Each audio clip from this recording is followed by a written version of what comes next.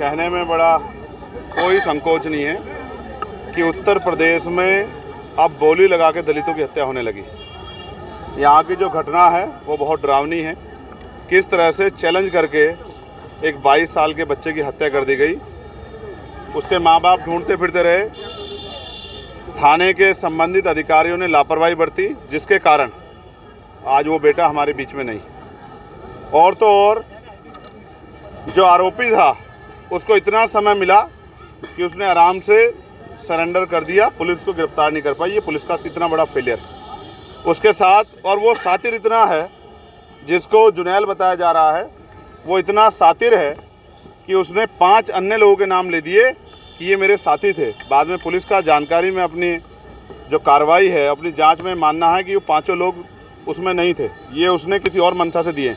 इसका मतलब वो एक सातिर अपराधी है जिसने सोच समझ के ये हत्या की है। उस पर कठोर से कठोर कार्रवाई हो और फास्ट ट्रैक कोर्ट में मुकदमा चले, और जितने भी ऐसे अधिकारी हैं जिन्होंने अपने कर्तव्य के प्रति जिम्मेदारी निर्वहन नहीं किया, उन पर सख्त कार्रवाई हो, जिससे कि और थानों में गरीबों की जो के साथ जुल्म हो रहा है, वो जुल्म करने वाले लोगों पे कार्रवाई होना आसान हो जाए, सभी अधिकारियों को इसकी संदेश जाए। साथ साथ परिवार की हालत बड़ी कमज़ोर है, तो हमने परिवार के लिए 50 लाख रुपए की आर्थिक मदद की मांग की है, क्योंकि उनका जो यही कमाने वाला बच्चा था, इस बिटिया के भी 2 बच्चे हैं और उनके माँ बाप भी वृद्ध हो चुके हैं।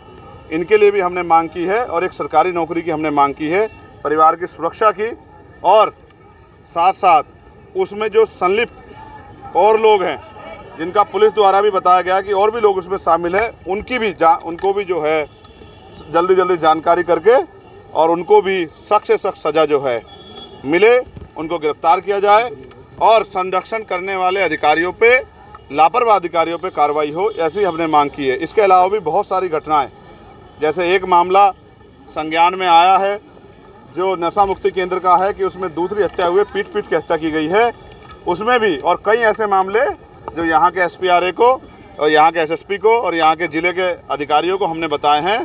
तमाम तरह से ऐसा लगता है कि उत्तर प्रदेश सरकार में गुंडों को खुली छूट मिल गई है कि वो कमज़ोर वर्ग के लोगों का जितना चाहे दमन करें और उन पर कोई कार्रवाई नहीं होगी।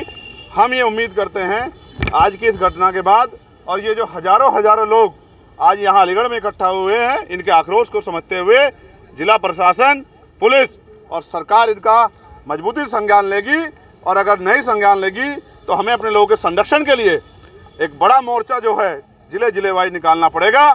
हम किसी भी कीमत पे जुल्म जाते बर्दाश्त नहीं करेंगे और गुंडों को सजा मिले, इसके लिए हम लगातार संघर्ष करते रहेंगे। हमारी ये मांग भी है कि लापरवाह अधिकारियों को चार्ज ना दिया जाए, गैर जिम्मेदार अधिकारियों को किसी भी कीमत से चार्ज ना दिया जाए, और गुंडों की मदद करने वाले अधिकारियों पे मुकदमे दर्ज करके कार्रवाई की जाए।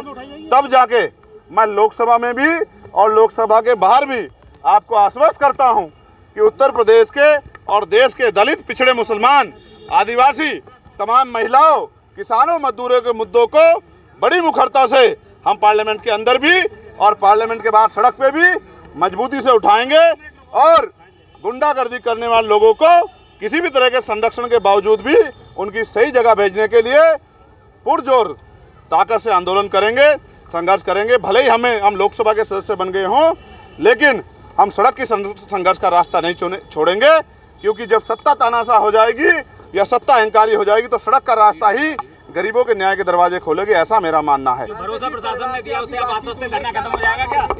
देखिए, पीड़ित परिवार, देखिए एक प्रोसीजर है और हमने प्रशासन से बात की है, वो कुर्सी पे हैं, ऑन चेयर होने के कारण उन्हीं को काम करना है।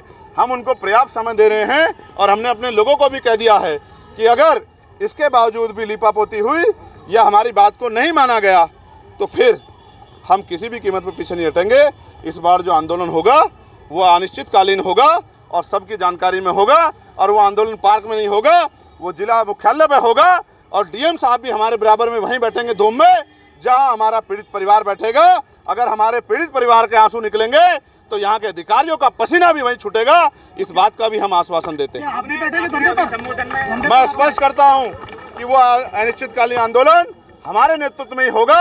अगर यहाँ का प्रशासन और यहाँ की पुलिस इसी तरह से लापरवाही करेगी तो ये आंदोलन बहुत जल्द अभी होगा। समाज को आह्वान आपने किया मजबूत करने के लिए, अब चुनाव होने वाले हैं, भीम आर्मी किस तरीके से तैयारी कर मैंने अपने लोगों से ये आग्रह किया है कि ये लोग भी बहुत मजबूत हैं, पहरेदार हैं और महापुरुषों के मिशन को आगे बढ़ाना चाहते हैं।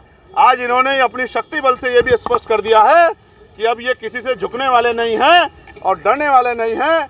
तो मैं मानता हूं कि आने वाले जो उपचुनाव है, जो खैर का प्रस्तावित उपचुनाव है 6 महीने के अंदर होना है, मैंने इनसे मांग भी की है कि सिर्फ झंडा और नारे से आगे बढ़ के अब ये उस विधानसभा की बूथ कमेटी, सेक्टर कमेटी, विधानसभा कमेटी तैयार कर लें और एक एक वोट भाईचारा बना के आज़ाद समाज पार्टी के समर्थन में लेकर आएँ। और जो आवाज़ जिस तरह इन्होंने दिल्ली में अपनी आवाज़ पहुँचाई है, तो अगले 6 महीने के अंदर उत्तर प्रदेश की असेंबली में भी इनकी एक मजबूत आवाज़ जानी चाहिए, जो यहाँ के कमजोर और हक वंचित समाज के लोगों से, यहाँ की सरकार से आंख में आंख डाल के सवाल पूछे। कितनी सीटों पर लड़ाई, कितनी सीटों पर तैयारी है, कितनी सीटों पर तैयारी होगी? ये पार्टी का इशू है, मेरा इशू नहीं है। पार्टी के नेता खड़े हैं, मंत्री जी खड़े हैं और प्रदेश अध्यक्ष जी और जिले के मंडल के लोग हैं, इनका फैसला मैं तो वर्कर। प्रियंका गांधी बाइट से चुनाव लड़ने एक सेकंड, आपकी पीड़ित परिवार से बातचीत हुई, क्या लग रहा है राजनीतिक दबाव है इस मामले में आरोपियों को? देखिए, मैं ये मानता हूँ कि यहाँ के जो एसएसपी हैं, मैं उनको पहले से जानता हूँ, एक अच्छे अधिकारी है। मैं इनसे ये भी उम्मीद करता हूँ, उन्होंने मुझसे बताया है कि बहुत देर से मेरे संज्ञान में मामला आया, लेकिन उन्होंने मुझे आश्वस्त किया कि वो किसी भी तरह के दबाव को ना लेते हैं और ना इसी मामले में लेंगे। लेकिन अगर हमें कहीं, क्योंकि न्याय करने से ज़्यादा न्याय होना बहुत ज़रूरी है, दिखना बहुत ज़रूरी है, कहीं भी अगर हमें अपने स्तर पर लगा तो फिर हम इस संघर्ष को आगे बढ़ाएं। प्रियंका गांधी बाइट से चुनाव लड़ने जा रही हैं, क्या कहेंगे आप? बधाई हो उनको।